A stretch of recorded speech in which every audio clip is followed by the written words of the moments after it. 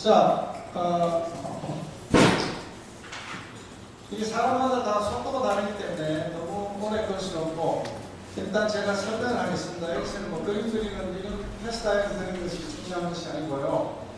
내가 하고자 하는 것은 부스트래핑을 해서 이 문제를 해결해보자 하는 거거든요. 그러니까 어떻게 하시냐 하면, 그림이 이렇게 그려지고 난 다음에 데이터를 지정을 하죠. pathingler.same이라는 데이터를 지정을 한 다음에, 그 다음에 analysis property에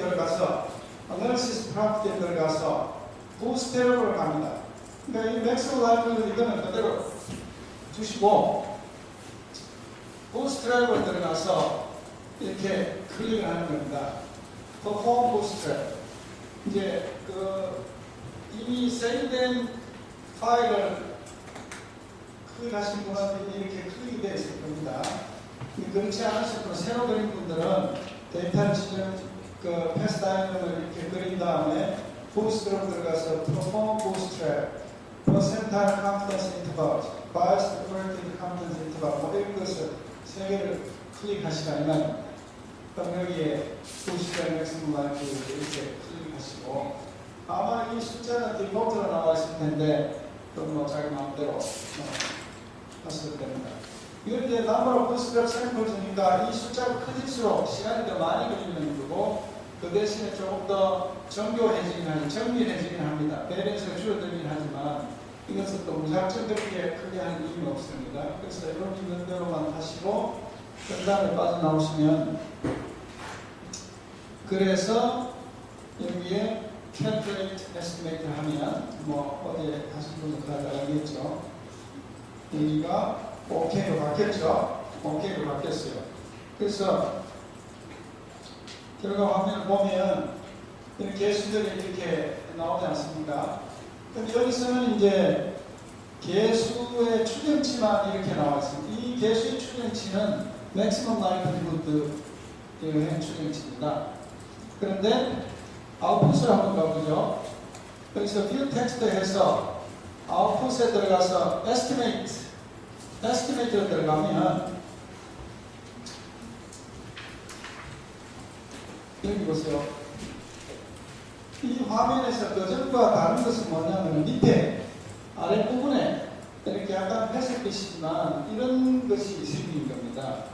여기서 estimate, bootstrap 이런 것이 나오는 이유는 우리가 아까 perform bootstrap을 체크를 했기 때문에 그런 게 생기는 거예요. 그런데 이걸 한번 보려고 이렇게 들어가도 클릭이 안 돼요. 그래서 어떻게 하시냐면 estimate에 들어가서 세부적인 내용으로 스칼라에 들어간 다음에 regress weight. 이거 보세요. 이렇게 regress weight 하면 이제 이 아랫부분에 활성화가 됩니다. 그러니까 세부적으로 내가 어느 보수를 볼 것인가까지 들어간 다음에는 이제 얘가 활성화가 되거든요. 그래서 이 에스티메이트하고 마찬가지고 bootstrap standard errors 이게 나오고, 결국은 뭐 이 스탠다드 에러는 어느 정도 우리 데이터가 정밀한가 그걸 보는 정도고, 사실은 bootstrap confidence에서 percentile method 뭐 이렇게 보는 것이 더 간단한데, 이 부분을 한번 보시면 PBC에서 intent로 가는, PBC에서 intention으로 가는 개수의 추정값이 0.23이다.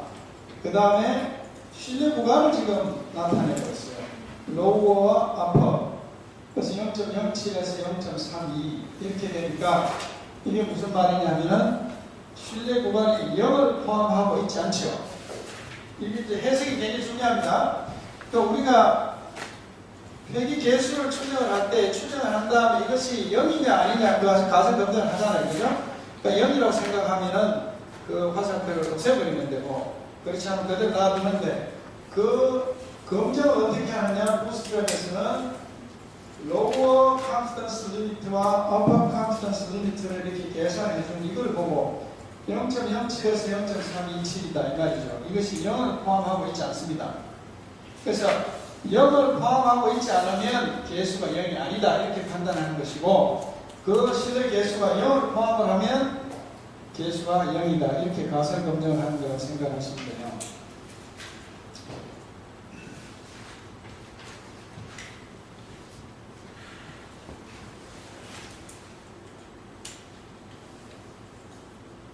그래서 그 중에서 한번 보시면 여기 개수에 대한 가설 검증은 맥시멈 라이클리후드에서도 다 했었지만 간접 효과를 한번 보자 이 말이죠. 여기 보시면 여기에서 아예 인다이렉트 이펙트만 누르면 간접 효과만 화면을 보여줍니다. 여기서 매트릭스 들어서 인다이렉트 이펙트만 누르면 이렇게 나타나거든요.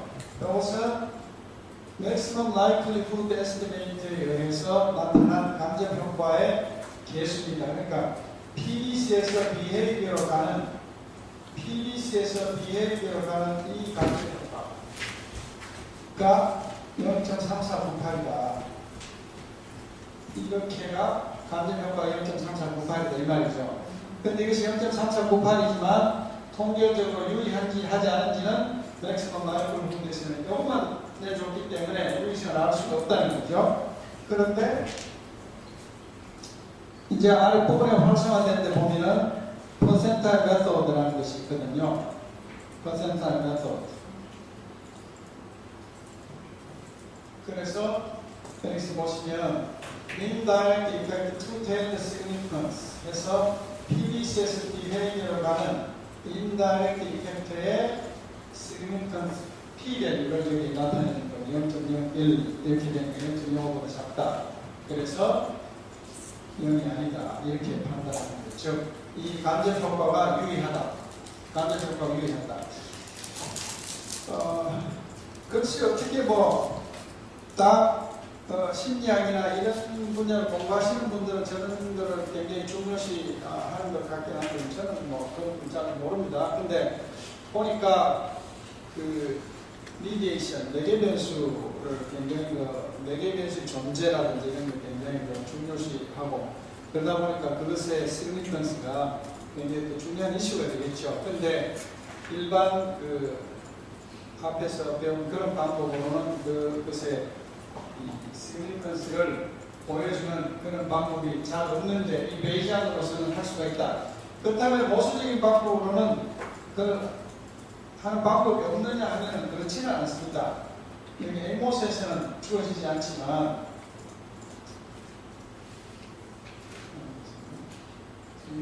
제가 다 설명을 드린 것이고 간접 효과 분석에서 우리가 간접 효과가 유의하다, 유의하지 않다 이런 것에 대한 것을 구시점을 하니까 이런 결과가 나왔거든요. 방금 여기서 나온 이거 이야기하는데 0.02 0.0108이 0.0111 이렇게 P-밸류가 나왔거든요.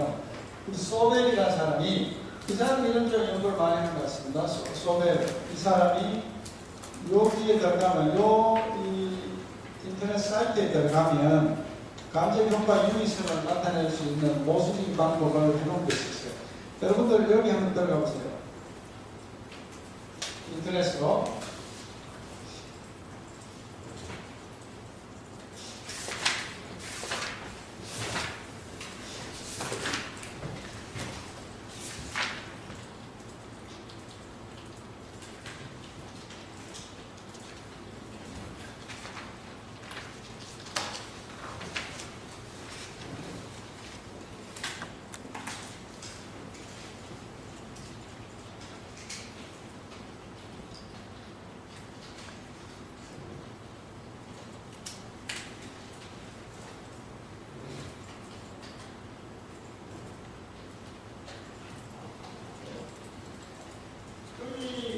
가시면 이런 표가 있죠? 찾았습니까? 그런 다음에 여기 이런 걸 입력을 하는데요. 요것만 입력을 하시면 돼요. 인풋이라는 요것만 입력을 하시면 되는데 여기 A, B, SA, A, SB라고 하는데 거기 뭐냐면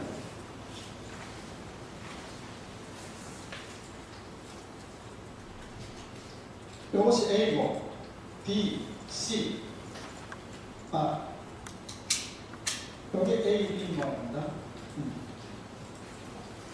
그래서 여기 0.23으로 넣잖아요. 0.23. 그 다음 B가 1.52, 1.52 이렇게 넣고, 그 다음 여기 이제 스탠다드 에러, SA의 스탠다드 에러, SB의 스탠다드 에러인데 이건 아웃풋에 나온 것이고 여기는 안 나와 있습니다. 그 아웃풋을 보시면 요 개수의 스탠다드 에러가 나오거든요. 그걸 찾아서 여기서 입력을 하시고 또 이 개수의 스탠다드 에러 0.5로 입력을 하신 다음에 캘큘레이터를 누르면 이렇게 나옵니다. 오른쪽에 이렇게 다 나왔습니다. 참고로 실제로 이 값을 넣어서 한번 캘큘레이터 했으면 캘큘레이터 한번 해보세요. 똑바로 하면 이렇게 나와서 소벨 테스트의 통계량이 2.36 얼마 이렇게 나오고 소벨뿐만 아니라 여기에 대해서 연구를 많이 했어요. 아로이안도 있고 굿맨도 있고 해서 통계량이 있고 스탠다드 에러가 있고 P-밸류가 있는데 이 세 개가 다 거의 비슷할 거죠. 역시나 이런 방법이 있어도 학자들에 따라서 접근하는 방식이 좀 달라서 또는 중요시하는 방식이 좀 달라서 결과가 좀 다를 수는 있지만 많이 다르지는 않습니다. 그러니까 결과가 많이 다를 때는 뭔가 있다 그렇게 좀 생각을 해야 되겠죠. 그래서 P-밸류를 보면 0.018 이렇게 나오죠. 이 부스트랩에서 0.011하고 거의 뭐 유사한 값을 나타내죠. 중요한 것은 다 우리가 어디까지나 기준이 5%니까 5%보다 작은 걸 같이 잡고 큰 같이 클 때 우리 마음 편하죠. 근데 왜 하필 5%인가? 그것에 대해서는 좀 이제 문제가 많이 있을 수 있습니다.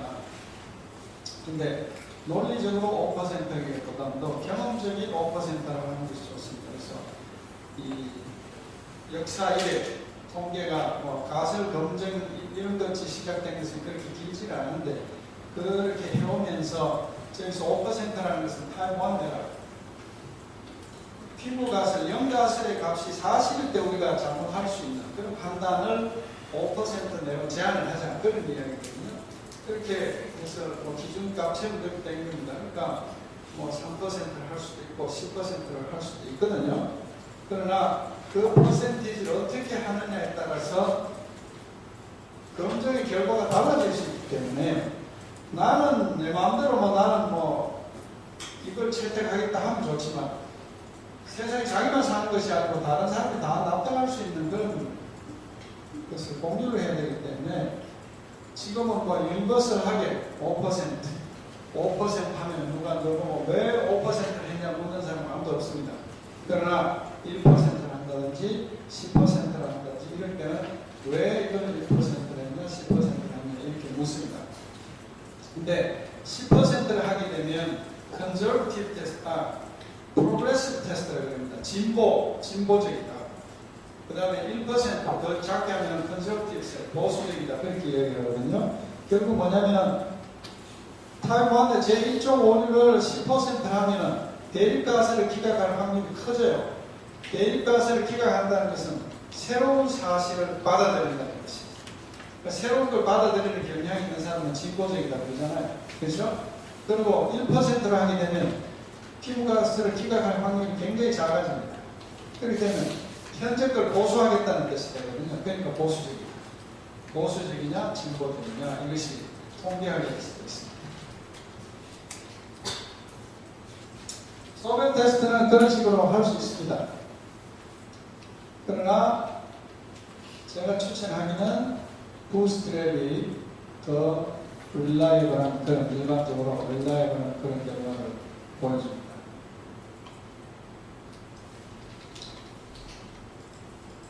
자, 부스트랩을 하는 예를 한번 보죠. 데이터는 73명의 여학생에 대한 심리 테스트 자료입니다.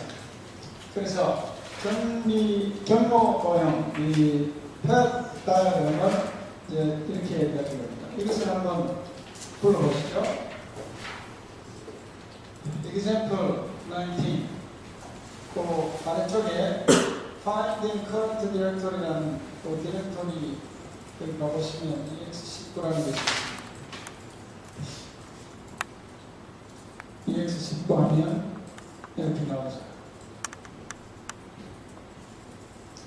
그래서 부스트랩을 500번 시행하도록 어나리시스 그래프를 설정합니다. 자, 일단 먼저 데이터가 제대로 있는가 확인을 해볼 필요가 있습니다. 비록 여기서 우리가 원하는 파일 이름은 똑같더라도 이게 그 전에 다른 로케이션이 문제가 되거든요. 그러니까 우리가 프로그램을 옮기거나 뭐 다른 데서 하게 되면 로케이션 제대로 지정했나를 봐야 되기 때문에 파일에 가서 로케이션 지정 SPS 워크숍 MS2에 있는 그것이기 때문에 이상 없는 것 같습니다. 그래서 오케이 하고 그 다음에 어나리시스 프로퍼티로 가서 어나리시스 프로퍼티로 가서 부스트랩을 클릭을 하신 다음에 perform 부스트랩 밑에 것은 우리가 신뢰 구간을 원할 때 하시면 되는 것이고 이제 이것은 가장 필요한 부분만 지금 보여주는 거예요. 그 다음 여기는 500을 number bootstrap 샘플링을 500 재샘플링 한다는 거죠. 재샘플링 하는 표의 수를 500개로 만들겠다. 그런 얘기예요. 그 다음에 나오시고 그래서 계산을 하면 calculate estimate를 합니다. 그러면 OK로 변했고요. view text 해서 아웃풋을 한번 보시면 estimate에서 스칼라의 regression weight로 들어갑니다. regression weight를 하면 이 화면이 여기 있는 것과 똑같이 그렇죠? 지금 저는 지금 툴에서 US자를 7개를 해서 여러분들 다룰 수 있고 있습니다. 이 regression weight는 maximum likelihood 방법을 사용하는 것입니다. 그런데 여기 밑에 보면 이것이 활성화되어 있죠. 그래서 이 에스티메이터를 여기 클릭하면 여전히 똑같고 Bootstrap Standard Error 하고 클릭을 하면 아웃풋이 이렇게 나오는데 이 아웃풋은 바로 이것과 같은 것이 되죠. 그래서 여기 클릭하는 겁니다. 그래서 여기 이 교재에는 Maximum Likelihood Estimate의 아웃풋과 Bootstrap 아웃풋을 비교하기 위해서 각자 따온 겁니다. 그럼 여기 한번 보세요. 이게 순서가 좀 바뀌어 있지만 mean이라는 것이 여기서 Bootstrap Estimate에서 mean이라는 것은 바로 파라메타 에스티메이터를 이야기하고 있습니다. 그래서 이걸 보시면 이것과 이걸 비교해 보시면 비슷하죠. 좀 다른 것도 있네요. 스페셜에서 로젠지에서 가는 것은 여기 1.21이기 때문에 1.198 조금 다르네요. 이게 크게 다르진 않습니다. 그 다음에 이것이 스탠다드 에러. 이거는 미인에 여기 표현했죠. 스탠다드는 SE는 표준 편차의 부스트랩 추정가. 그러니까 이 미인에 대한 표준 편차라고 생각하십니다. 스탠다드 에러. 표준 오차의 부스트랩 추정값이고 이것은 이것 자체의 표준 오차다. 말이 복잡해지는데 이 자체도 하나의 추정값이기 때문에 그렇습니다. 여기서 바이어스라는 것은 부스트랩 추정값 빼기 MLE 추정값입니다. 이 바이어스가. 예를 들어서 여기서 마이너스 0.001을 보시면 0.609 부스트랩 추정값 0.609 빼기 여기에 0.610 하니까 마이너스 0.00 이렇게 나옵니다. 바이어스, 여기서 바이어스라는 것은 Maximum Likelihood Estimate와 Bootstrap 추정값의 차가 얼마나 나는가 그걸 본 것이고 이 차가 0이라고 할 수 있느냐 없느냐는 이 바이어스의 스탠다드 에러를 보고 결정하는 겁니다. 그러니까 거기까지 설명하지 않겠습니다. 이 표에서 사실 중요한 것은 이 mean과 스탠다드 에러를 보시면 돼요. 그럼 여기 보면 맥시멈 라이클리후드에서는 이 개수에 대한 이걸 해놨죠. P-밸류가 나와 있습니다.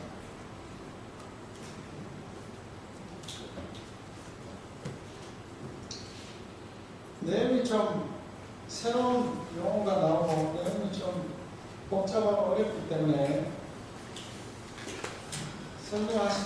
설명하다 보면 여러분들이 이해 못하는 그런 귀에는 들리는데 저것이 무슨 소리인가. 그러니까 여러분들이 알고 있는 현재까지 가지고 있는 통계적인 지식에 따라서 그냥 지나가는 바람사리로 지나가는 사람도 있을 것이고, 아 저게 저런 소리구나 이렇게 이해하는 분도 있을 겁니다. 제 생각에는 대부분이 다 제대로 이해가 안 된다고 보이는데요. 이해가 안 되는 이야기를 손을 들어서 가능한 쉽게 실질적으로 또 설명을 할 수 있도록 그렇게 보고요. 괜히 여기 이 비싼 시간에 와서 물론 그냥 들어도 아 저런 방법이 있구나 하는 것만 알아도 소득이 되겠지만 이왕이면 좀 더 내용을 더 알고 돌아가셔야 되죠. 자, 그러면 이 부스트래핑은 그 목적 중에 하나가 2개 이상 여러 모형을 비교해서 가장 적절한 모형을 선택하는 방법이다.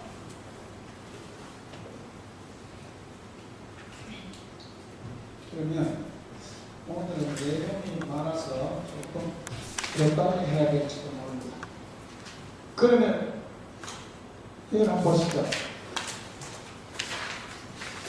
이 데이터 145명의 남자 학생의 심리 테스트 자료를 이용해서 6가지 심리 테스트 결과에 대해 5가지 특정 모형을 고려하고 부스트를 위한 가장 적합한 모형을 선택해보자.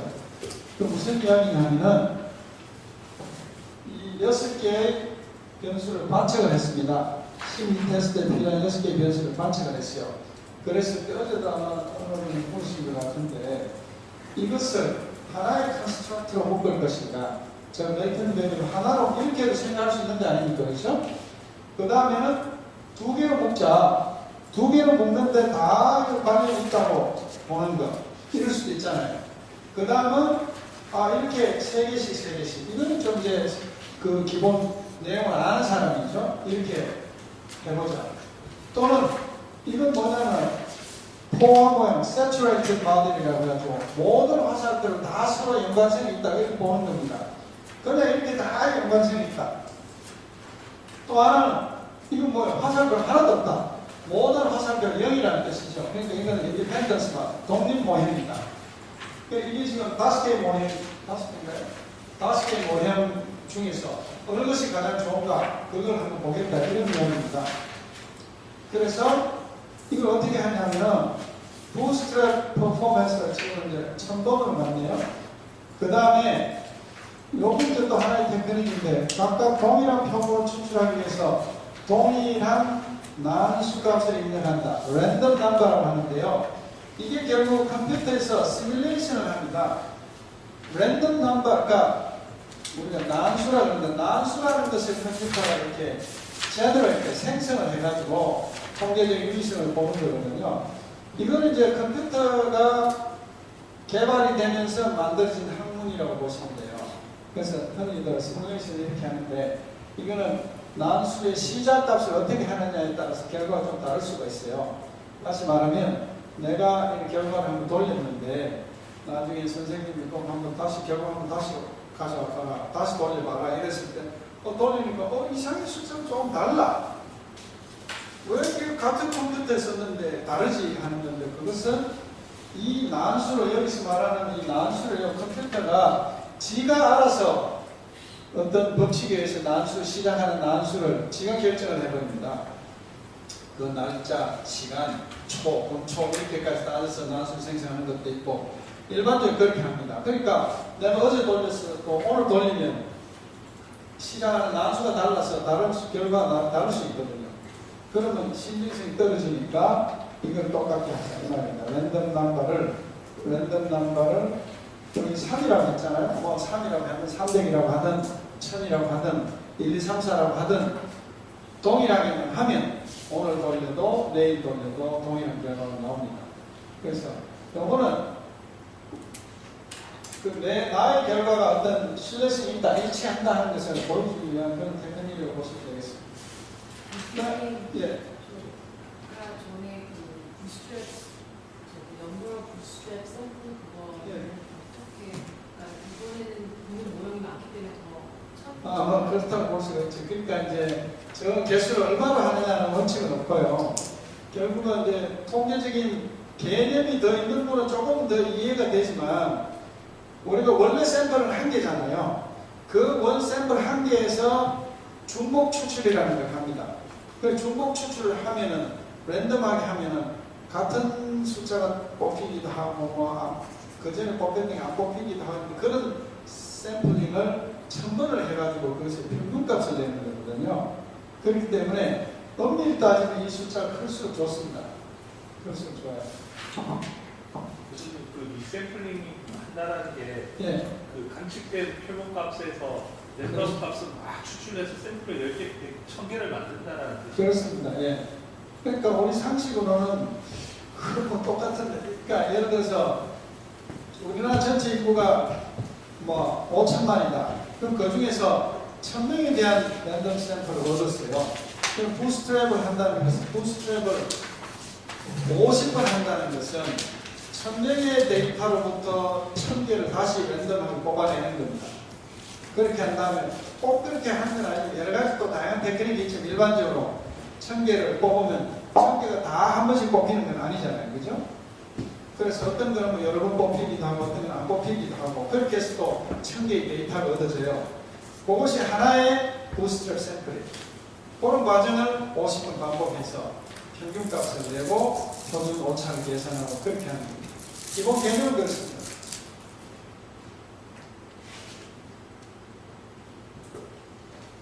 여기서는 이제 iteration limit라는 건데 이 iteration limit은 보통 뭐 40이라고 그렇지만 디폴트가 저 정도로 정해져 있을 겁니다. 제가 어제 말씀드렸죠. 솔루션을 찾아 나가는데 뉴메리컬하게 하기 때문에 그 직전의 솔루션과 자꾸 새로운 해를 찾아 나가거든요. 그럼 직전의 값과 다음 그 아이트레이션에서의 값의 차가 거의 없을 때, 이 정도 하면 이제 거의 목표치에 온 것 같다. 그렇게 해서 스톱을 하거든요. 근데 이게 이 아이트레이션 리미트를 너무 크게 하면은 컴퓨터가 돌아가는 시간이 길죠. 어떤 경우는 이제 40 이렇게 하면은 40번을 돌려도 해가 컨버지 하지 않다. 수렴한다는데 컨버지 하지 않더라. 이렇게 되면 이제 리미트가 리치하지 않았다. 도달하지 못했다는 이런 메시지가 나옵니다. 그래서 부스트랩을 실시를 해보면, 자, 여러분들 각자 한번 해보세요. 이게 20.1입니다. 20-1.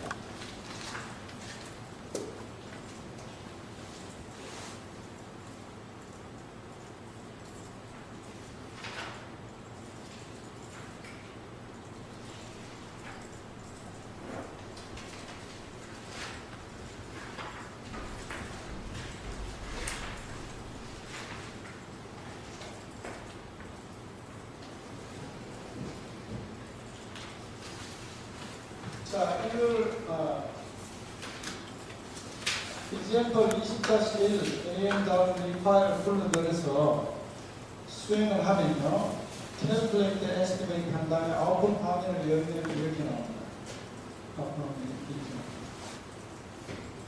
그랬을 때 어디로 들어가냐면 bootstrap distribution으로 들어가요. 이 bootstrap distribution에 플러스가 마이너스가 되도록 클릭을 하면 그런 식으로 나타나거든요. 그럼 이 중에서 ML discrepancy implied versus population 그것을 보는 겁니다. 그래서 implied versus population 클릭하면 오른쪽에 이제 이 써가지고 스탠리 줄기 그림, 히스토그램을 보셔야 됩니다. 그렇게 나오는데. 참고로 이 에이모스를 하면 아웃풋이나 또는 다른 데서 보면 implied라는 말이 많이 나옵니다. implied 뭐 variance, implied moment 뭐 이런 것인데 implied라는 것은 내가 설정한 모형이 사실이라고 가정을 하면 그런 거죠. 그러니까 내가 설정한 모형이 사실이 아니잖아요. 그죠? 사실인지 아닌지 모르지만 내가 설정한 모형은 뭡니까? 경로도에 나타나는 그 모형이에요. 그 경로도가 사실이라고 생각했을 때 분산, implied variance, implied covariance 이런 것을 계산했다. 그런 이야기입니다. 그러니까 implied와 population의 그 discrepancy를 보면 이 discrepancy, 불일치 아닙니까? 그죠? 불일치는 작을수록 좋겠죠. 그런데 불일치의 그 distribution이 이제 우리가 몇 개를 했나 샘플링을 1000개를 아까 1000개 했나요? 그러면 1000개에 대한 지금 히스토리를 같아요. 그래서 이 평균을 보면 64.16에 위치해 있다. 이렇게 보기를 이렇게 보시면 네. 그럼 64.2초 평균 2축이구나 스탠다드 에러는 이렇구나 이렇게 나오는 겁니다. 시간이 좀 지났지만 이 부분을 설명을 마치고 쉬도록 하겠습니다. 자, 이게 첫 번째 모형 아닙니까? 그죠? 이제 두 번째 모형에 대해서 똑같은 데이터에 대해서 calculate estimate를 한 다음에 아웃풋으로 가셔서 estimate에서 bootstrap distribution에서 implied versus population 하면은 아까와 똑같은 결과인데 지금은 이제 뭐가 다르냐면 모형이 다른 거죠. 우리가 모형을 다르게 했을 때 똑같은 지금 maximum likelihood discrepancy implied versus population 하면 이렇게 나오면서 이제 평균 29점 얼마다 스탠다드 에러가 얼마다 이렇게 나오거든요. 그것을 5개의 모형에 대해서 다 따로따로 해서 이 결과를 요약한 것이 이 결과를 요약한 것이 이 테이블입니다. 이거는 베이모스의 아웃풋이 아니고 아까 5개의 아웃풋으로부터 숫자들을 다 따로 해서 따로 테이블을 만든 거예요. 그래서 모형을 보면 이게 아까 20이었나요? 그럼 20-1, 20-2, 20-2R 다음 Saturated Model, Independent Model에서 Mean Discrepancy 아까 그 히스토그램에서 평균값 나와 있고 바울호 일본에게 표준 오차를 이야기하는 거거든요. 그래서 보면은 mean discrepancy의 차원에서 볼 때 이 discrepancy가 작은 게 좋거든요. 그러면 가장 작은 것이 26.57, 즉 모델 EX 20-2R이 가장 좋다. 부스트랩으로서 그것을 가장 좋다는 것을 지금 보여주고 있는 거예요. 그 다음에 BCC라는 크라이테리언이 있고 AIC, CAIC 이때 다 비슷한 그 아까 뭐 베이지안 인포메이션 크라이테리아 뭐 이런 복잡한 통계적 용어가 나오는데요. 그런 기준에 의해서 본 것도 이것도 작을수록 좋습니다. 그럼 보세요. 이것은 일종의 평가 기준이라고 보시면 돼요. 내가 평가를 mean discrepancy도 할 수도 있고 BCC로 할 수도 있고 AIC로도 할 수 있는데 이 기준에서 놓고 봤을 때 가장 작은 값이 ER이잖아요. 모형이 그죠? 그러니까 이 기준을 보면 ER 모형을 선택하는 것이 가장 낫다. 그러니까 아까 ER 모형이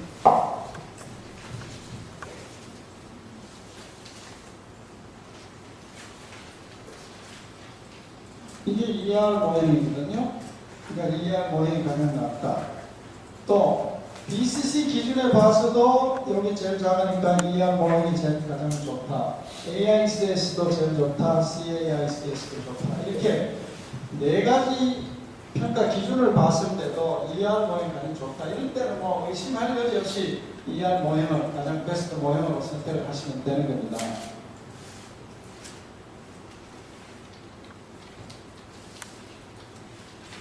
자, 여기까지 하고 시간 지났습니다. 10분은 쉬도록 하겠습니다.